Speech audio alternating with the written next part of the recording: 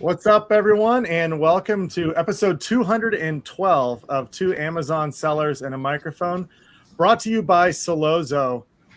Today, we got two guests. I guess we got maybe four Amazon sellers and a microphone potentially here. We got two great guests joining us, and it's gonna be really fun. I was talking before the show started. I've got a lot of my own personal stories here that should be relatable to this topic. So we'll go down it. But we're talking about better inventory management. And joining us today, we've got Andrea Waters and Jeff Campbell from InventoryLab. How are you guys doing? Hey, doing well. Thanks for having us. Absolutely. Yeah, We're excited to have you both on. We're excited to learn a little bit more about both of you and also learn a lot about InventoryLab. I personally didn't know about you guys until we got you to come on this show. So I'm excited to learn more about solutions that you guys have for sellers, because I know I have lots and lots of questions. But before we jump into that, we always like to talk a little bit about the background of both of you. You know, what you've been doing previously in your lives, what led you to InventoryLab. You can take as much time as you want. And Andrea, why don't we start with you? Give us a little background on you and what you're doing in InventoryLab. Sure. So prior to working for InventoryLab, I actually worked in the criminal justice system for the Wisconsin Department of Justice. But I handled a lot of the software IT help. So that helped me get into InventoryLab, because that's what I do right now. I'm a customer champion.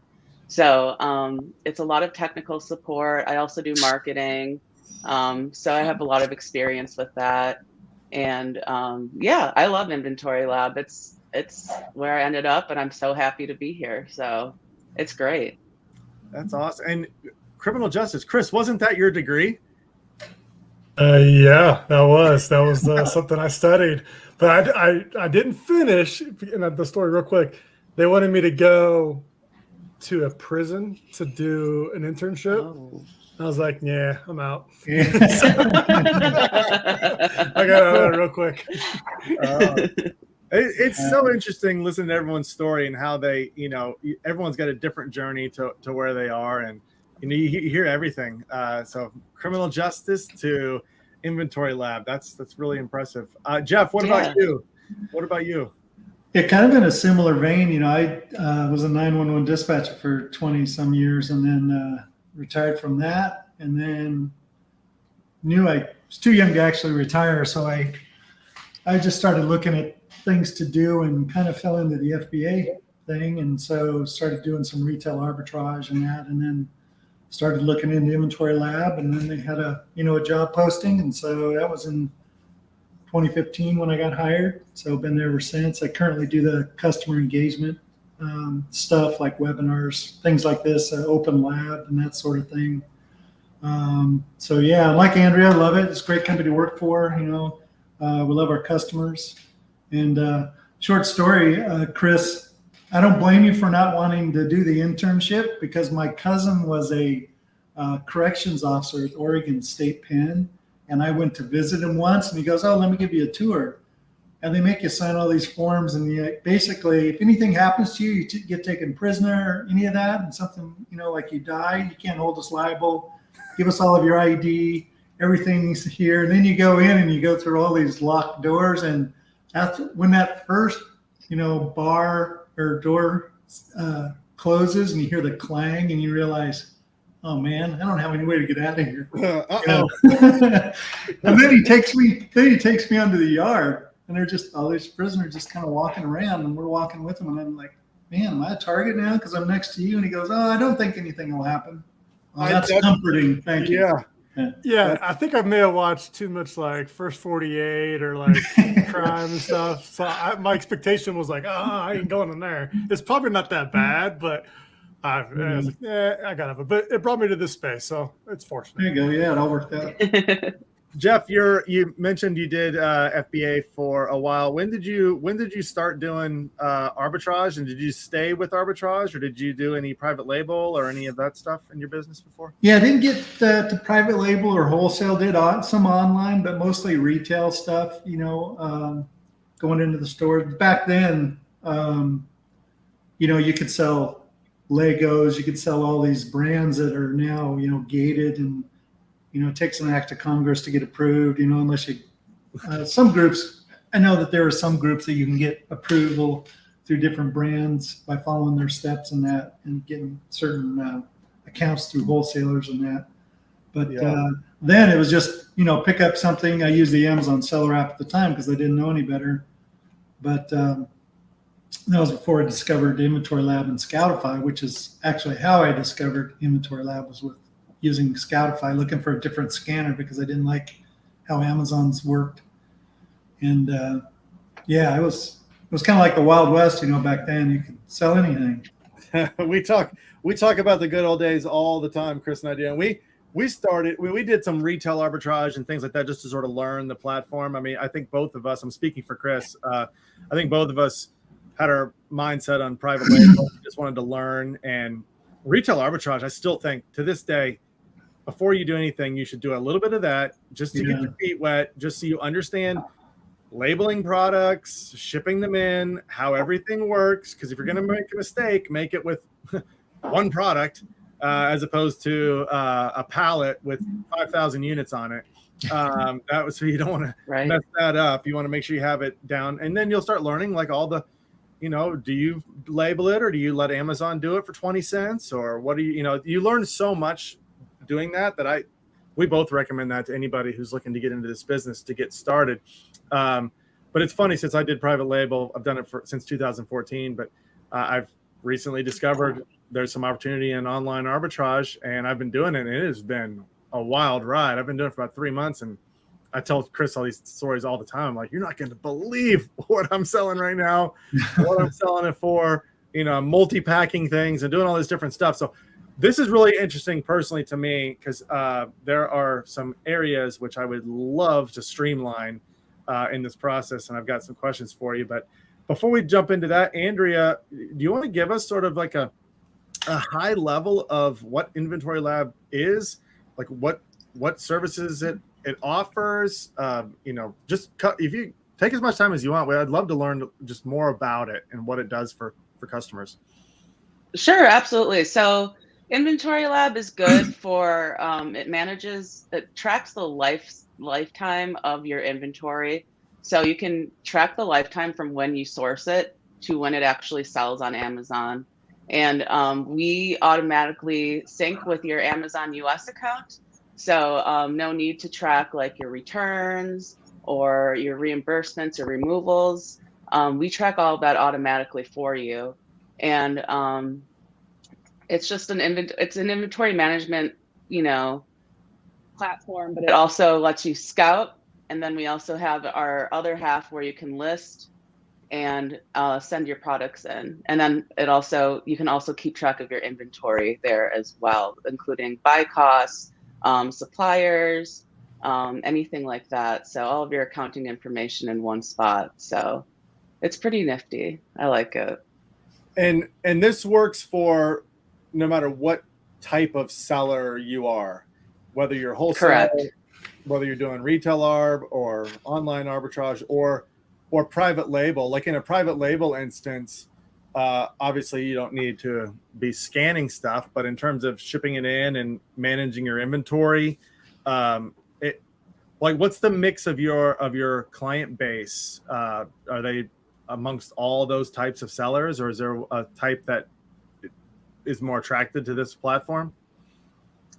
We have sellers of all different sizes. We have sellers with multiple employees, that have their own private label. We have people that do online and retail arbitrage. We have smaller sellers as well. It's just a one-person business, So we have a plethora of users, and it can be anywhere from one person selling to getting their feet wet to someone who's been on the market for a long time and has been, has a lot of experience with doing FBA and merchant fulfilled as well. So it's all over the place. And the way our platform works is it's extremely flexible.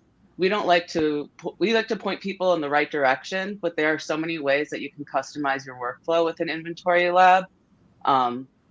It works so well for each individual business, because you can truly have control over how you want to manage your inventory with InventoryLab. So yeah, we have a number of different processes that you can do, and yeah, it's pretty cool. I've got so many questions, and I know Jeff, you mentioned that you can potentially share your screen at some point. We can take a look inside. We'll take a peek through here for sure. For anyone who's listening on the audio version of this, we'll try to describe it as best we can. But Jeff, what can we start sort of at the beginning? So somebody who is doing retail arbitrage, you talked about scanning products. What does that look like? What features? What are we able to see quickly if we're just going through a store and scanning products? Yeah, sure. Let me share. I'll stop that one and I'll share my Scoutify. It's nice that we have people that know how to use StreamYard too. Like yeah, exactly. You guys, yeah. StreamYard. We love StreamYard. Yeah, it's awesome. All the controls that you can have to move. It's like you can put on a full production. This is great. So here is. Do you want to put that up, Chris? Can he do it? There we go. Yeah, perfect. So this is the Scoutify app. I just put it over our main page there. But what you can do with this is, for example, I'm just going to scan a roll of tape. So it works similar to the Amazon Seller app, except it's got a lot more information on it. So when I scan this, you'll note that you can get the Amazon restrictions now. This is just new. This just came out today. So this is actually the first time we're showing it anywhere. It's on your show. So you can get a list of items. For this particular one, it didn't come up with an exact match because I scanned the wrong barcode. But let's just say that I'm looking at face masks that I'm scanning. It tells me it matches my ideal buy, and it also tells me that there's an Amazon restriction on my account, so I can't really sell this. That's nice, because that's a headache. Yeah, and it's pretty customizable too. If I were to tap on that, it tells me, well, it's an ideal buy because I've set up my ideal buy to be fewer than 20 offers. I don't want to be on there with Amazon if they're one of the merchants. And then I have it set as a great rank as the top 5% of those in that same category. But it's restricted for me because it's, you can see all of the restrictions down here. However, if I wanted to, right from the screen, I can click on the bottom and it takes me right to Seller Central. And then I can request approval to sell that item. So it's kind of slick right there within the app. You can do all of that, so you don't have to switch to Seller Central and do it. It does it for you. And you can turn this on. You can check just the conditions that you sell. And if you just sell a new condition and you don't care about all these other ones, then you can just turn those off, just by hitting the toggle. Or perhaps maybe you're a bookseller or you sell collectibles and that's all you care about because you don't ever sell anything new. So you can turn new off and just select those.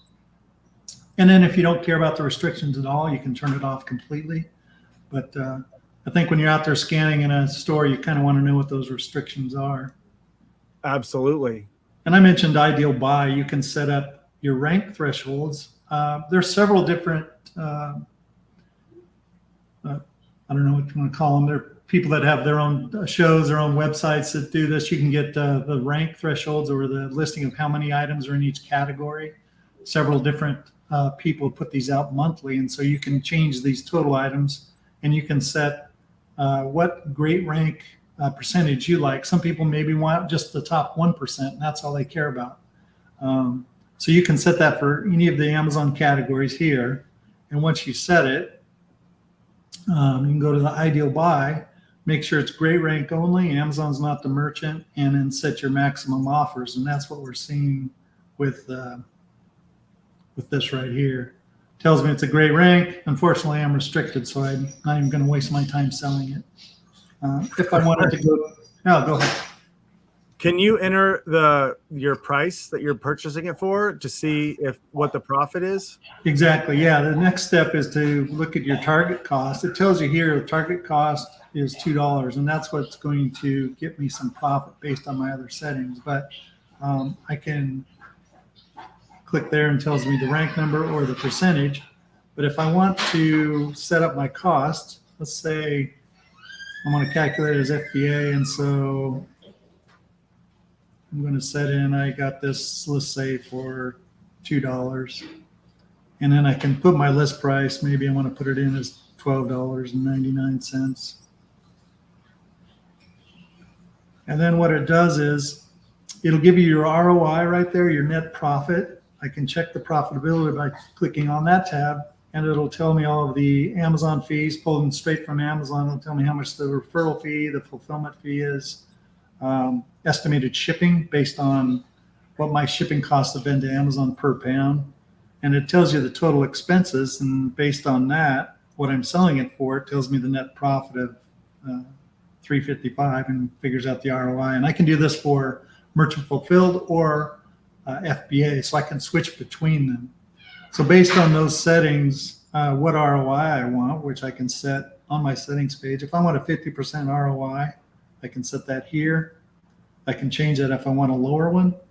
And based on that, it'll tell me what my target cost will be based on the list price. And you can see that just below the top section where it gives you the ASIN and then the target cost. So if I bought that at $2, I'm going to hit my ROI that I've set. So, and like I said, you can just tap here and change that to merchant as well. So I can calculate as merchant, put in my merchant fulfilled shipping cost, save that, and it'll also calculate my profit based on that. And then it also gives us a history. I can see if I've ever sold that ASIN or purchased it in the past. And the top section there, right at the bottom, says on hand. It would tell me if I had on hand already. If you do a lot of different products, sometimes it's hard to keep track. So yeah, that's where I'm at. Yeah, that'll tell you if you have on hand already in your account. It's like, oh, I already have 50 of those. I don't think I'm going to get any more of them, that kind of thing. But can you list it from there? You can't list it from here, but what you can do then is if I do like everything that I see, I can add it by using the green button on the bottom left. What I'm going to do is I'm going to put in my cost, say $2. I can put in a tax code. Let's just do gen tax. If I'm going to list price, let's say I bought 20 of those. If it had an expiration date, I could put that in. I could put my, my purchase date, supplier, my condition, and then I'm going to add it to a buy list. And what it does is when I click on the little shopping cart icon at the bottom right, I can check on the buy list that I've added it to. I didn't look and see which one I added it to. So yeah, this is the one. So I've got this buy list of these items that I've researched, I've added them to the buy list, and now I can either email them to myself or switching here to the other screen. I can go to my list page, and then this is where you list your items on Seller Central. But I can include a buy list from my account. If I was signed into my account, I can just click here, and then I could select the buy list, and it would import those into the batch for me. So I don't have to now go back home, scan each item, or type in and search for them and then add them in manually. I just click on the buy list that I've already created by scanning here, and it adds it to the batch. And then when you add it to a batch, that's where you'll see, here's your items here that you're going to send to Amazon. So we make that process pretty seamless. And you can also, you mentioned a private label or maybe a wholesaler. Maybe you get a CSV or a spreadsheet file from your supplier. You can just import that by clicking select file. And then you can import a CSV file and create your batch that way as well. So you don't have to retype everything. You may have to make some modifications by clicking on edit. to change your, your buy cost or quantity or that sort of thing. But from your CSV file, if you've put those into the columns that request that information, it'll already be in there for you. So it's pretty seamless. Interesting. Yeah, that's always the biggest pain for me right now is manually going in and listing every single product that I'm purchasing. But through that app on the phone, you've already set your price, your retail price you're willing to sell it for. So when you just send that in, that just makes all those listings active in your account with the price that you've set. Yeah, it puts it into the batch, and then the next step would be to send the batch feeds to. Let me just hide this thing. You don't see that. Next thing would be to send the batch feeds into Amazon. You just review it. If everything's okay here, you can make changes on this page as well. Maybe you want to change your buy cost. You got that wrong or something, or maybe the quantity's wrong. You can change that here, submit it to Amazon, and then you can create your shipments on the next page, and then those would show up right down here. So you're creating the FBA shipments through your platform. Right. So if I were to submit this, and then right here I'm requesting a shipment plan from Amazon, I'm going to sync with Amazon, and now Amazon's telling us, we don't control the shipments for one thing. Amazon tells us where they want the items to go. They won't give up that control, I don't think, ever. So what it's doing is Amazon's figuring out, okay, where do I want all these items to go? It takes a little longer because this had 1,000 items in it. So this is our test account. So don't think that you're getting a good some insider information on what's selling. Don't trust that screen. It's just a test account. As you can see, we don't sell in this account, and so we get feed errors quite a bit, or restricted, that sort of thing. So yeah, so Amazon sends us back these destinations. They want most of the items to go to MDW2. Unfortunately, they only want one of these going to there. But now Amazon has a rule, where they want, if you have a shipping plan, they want all those shipments created from it, or you can't create anything. What we do is we have an option now. So if I were to create these, and even though it's not cost effective to send in one item, but I can leave that in working shipments. After I've sent this shipment in, I can leave that other one in working for up to 30 days. And so during that 30 days, I might get other batches that I've created.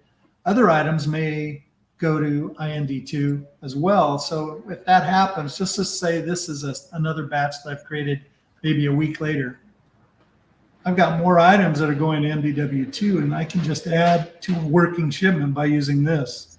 I can pick the shipment I want to add. It will then combine these into a shipment that I've left holding here that wasn't cost effective before, but now by adding to it from later batches, it becomes cost effective. Interesting. So, yeah, we understand the pain point. That's why we've created this option to add to a working shipment, because we know it's not cost effective to send in two items, one item. But if you can hold out for 30 days and create more batches, if somebody's creating batches fairly frequently, then you can actually make those cost effective. Andrea, when I do this myself manually, so I'm listing products and then I'm going through the send to Amazon workflow to get everything ready to send in. A lot of times I'll have to go through and check their prep, because a lot of times they'll say, oh, you acknowledge that this needs to be bubble wrapped, or acknowledge that this needs to be in polybagged with suffocation warning. And what kind of prep is needed. And, I'm always selecting no prep and following whatever they're doing. Is that taken care of through this, Andrea? Or because those products just got listed and got into the workflow without having to do all of that. Is that taken care of through that, or how does that work? So it's not taken care of. We can't do that through the Amazon API, which is how we communicate with Amazon. So we can't, but when you are listing, you can see what the prep requirements are.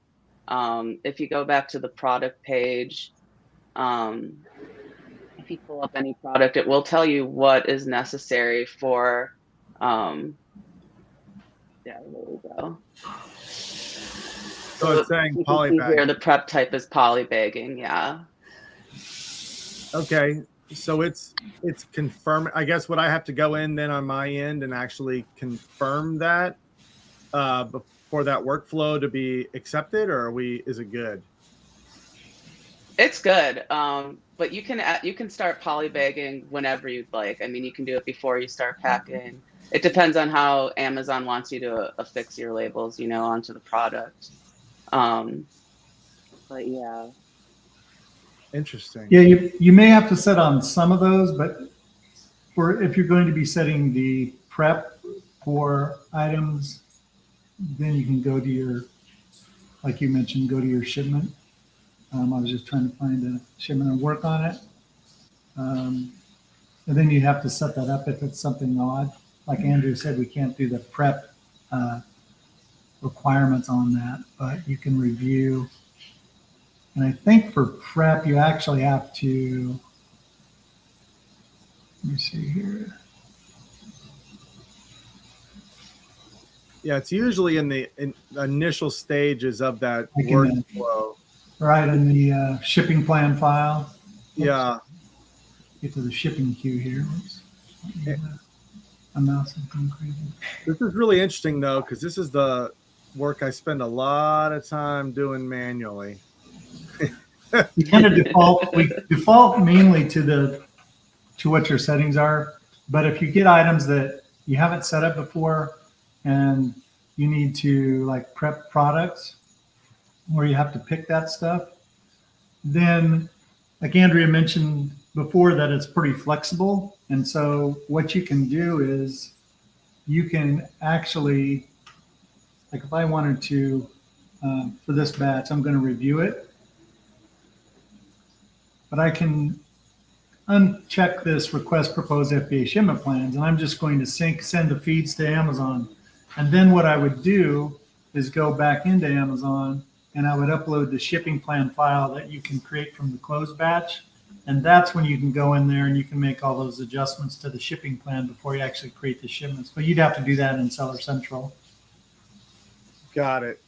Well, it's at least taking away the majority of the effort. That's for sure. Yeah. Interesting. Okay, so I've shipped in now. I've shipped these products in, and it's tracking the inventory for me. I've put in my cost of goods. All of that's in there. What am I getting now? Like alerts as to when that inventory is low. In terms of completely managing that, so I can stay in stock with these products. What does that look like?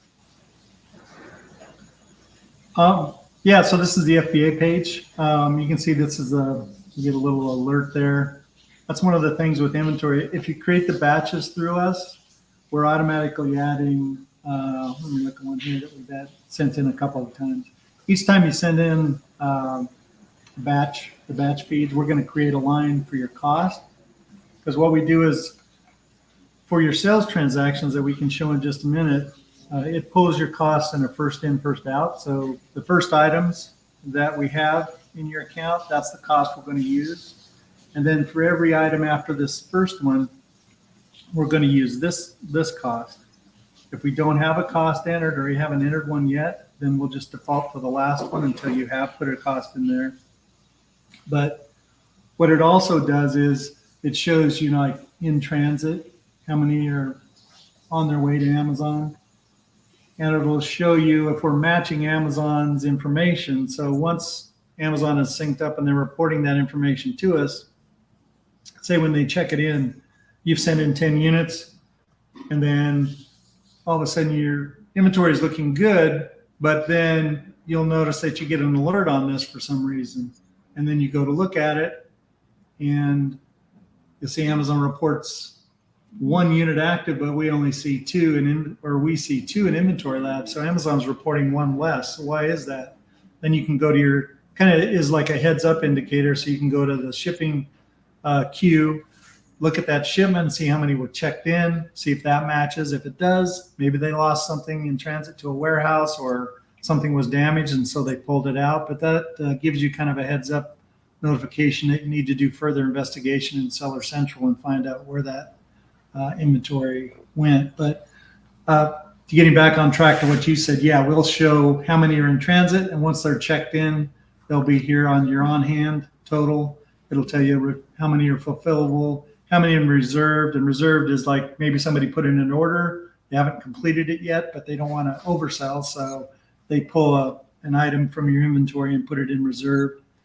And it'll also tell you if there are items that are unfulfillable, maybe they're not sellable, or you got to return back and Amazon marked it as unsellable. So it goes back in your inventory, but it's unfulfillable. And so where Andrea mentioned, we keep track of your refunds and returns, that's where you'd go next, would be to your refunds to find out what the deal is with that. Are you able to like favorite items that say like, I always want to sell these items. I don't want to stock out of these, but these 10 SKUs, keep alerts on them because I don't want to stock out. Yeah, you can use the velocity report. And so what you do is you can create a custom view here. Let's see, let me just do a test view. And maybe on this test view, got to modify it to show lead time. So what you do is this might be something you might be interested in, like making sure you don't sell out of these. Very much so. Yes. So you'd put your lead time in. How long does it take me to put it in order with my supplier, get that stuff delivered to me? I process it, send it to Amazon. What does that take? Does that take 3 weeks? If it's 21 days, then I put 21 days in there. And every time something is tracked with lead time, it shows up on the velocity report. And then we'll do a last 7 days rolling, and then last 30 days, we just kind of keep track of those sales. We'll tell you how much is on hand, if you have any inbound. And then we'll also tell you what date to replenish it by here. Based on your sales over the last, 7 days, my replenishment date is going to be one thing, or maybe the last 30 days, it's going to be another. And then I can also set up safety stock. If I want to never get below 10 items, then we'll use that in the calculation as well to give you a heads up even sooner that, okay, you probably should order, and you can set that right here, the safety stock. This report is actually being redone, and it's going to give a lot more information, and we're hoping to release that here fairly soon. So this is a report that we've had for a while, and it gives you some basic information, but the new one is going to give a lot more and be more flexible too. So is it tracking the inventory that I have in my warehouse or in my house as well? Not stuff that I haven't sent in yet? Because I noticed on that app, I'm buying it, and then I'm saying I'm buying 50 of them. Does that go into like my now, I guess I would call that my on-hand inventory, before shipping? Is that tracked as well? Yes. I mean, you could say you bought those 50 and you brought them home, but you only want to send in 10. In cases like that, you want to use unlisted inventory. You can still attach it to an ASIN, put in your buy cost, and do all that. You can actually upload it using a CSV file. So you could just mail yourself that buy list and then import it, and so that they're here on your unlisted inventory page. And then from there, when you go to the list and prep page, you could then, let me just copy this ASIN here. Let's copy that. And so now when I'm on the list and prep page,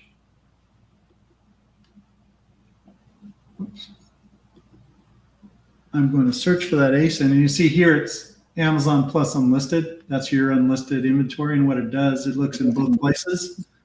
So I copied the wrong ASIN, it looks like, or maybe I don't have any unlisted. Let me go back here. Oh yeah, that's why I don't have any unlisted. So let me do this again. So I'm going to look for this ASIN, and it should show, it'll show the Amazon listing, but then it shows, well, we have a 2-pack. Did you want to sell your 2-pack you have in unlisted inventory? If I did, then I would use that.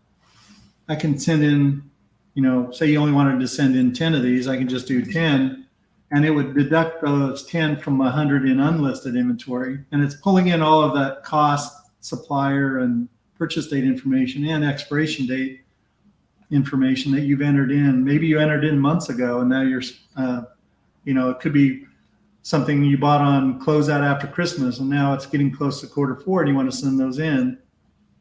You can then pull them from your unlisted and send those in. Or in your case, like you just mentioned, you only want to send in 10 of the 50. You could do that here. And then it would leave 40 in your unlisted in your warehouse.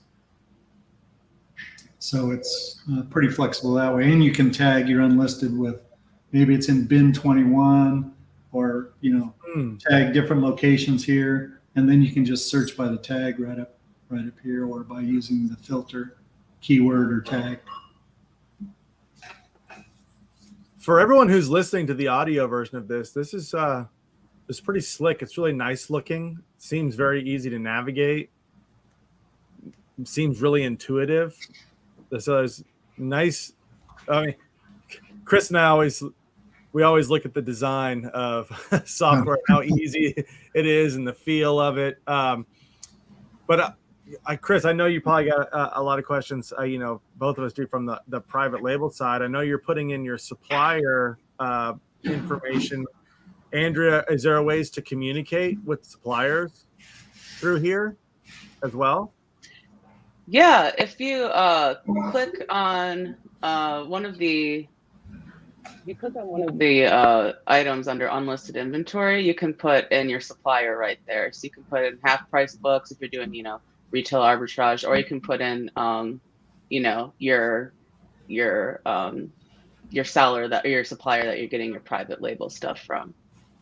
And can you send like a purchase order to them? Like if I wanted to reorder product for a SKU, rather than like send them over a PO that I make up, in Google Drive, is there a format in here where I could just send them just a PO through here? Unfortunately not, but we do have we do have a user suggestion in there to add, to be able to import from the PO directly into unlisted inventory. So we are looking into it. It is on our radar. We just haven't implemented it yet. That is a nice feature. I think we lost Jeff there for a second, but that's he's probably working on that feature. Yeah, he's working on that feature. This is really interesting, Andrea. I mean, the inventory is always one, it's a tricky part of the business. It's especially tricky. Here, we can stop sharing that screen. Yeah, there we go. Perfect. It's a tricky part of this business. For people that are new into selling, it's one of the first things that can for sure jump up and get you. It's not understanding lead times, not understanding, obviously, especially on the private label side, boy, it's like the worst thing ever when you go out of stock. Your organic ranking starts tanking. You're going to have to do some sort of boost on your listing when it comes back in. So inventory management is really tricky. It's especially tricky now. And it got tricky, during this whole pandemic when Amazon started restricting how much you can send in. That changed the game for a lot of people. When you've got your stuff on a container and it turns sideways in the Suez Canal and sits there for 2 months, that's a problem. That. Yeah. Can your software might help you with that? Actually, we have this is fairly new, but it's you can add in your restock limits, your storage limits here if you're unlimited. Like now, I think everybody's kind of unlimited, but there was a time during Q4 where you did have a cubic feet limit, and when you do that, as long as it's on, I have the batch here that has it. You can see right down here that we're giving you these visual indicators of how much room is left. And so if you were to go over, let's see, let me set the storage limit to not unlimited. Let's make that, just leave that at 1,000. But now you can see, oops. So you can see your standard size and your oversize when you're approaching the limits. And then if you, let's see, I'll just add folders here, a bunch of those, and you'll see what happens when I try to add a bunch of those. So it's going to notify me that I'm trying to send in too much. Right. It's going to tell you it'll exceed your standard size restock limit if you do this. I can edit the quantity. I can remove them from the batch. Or if I just want to add them in there anyway and just disregard this, I can do that as well. So it gives you 3 options. So if I were to add that, you see right away,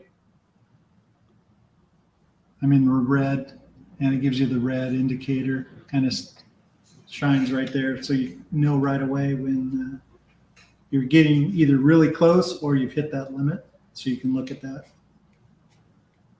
There's a lot in here.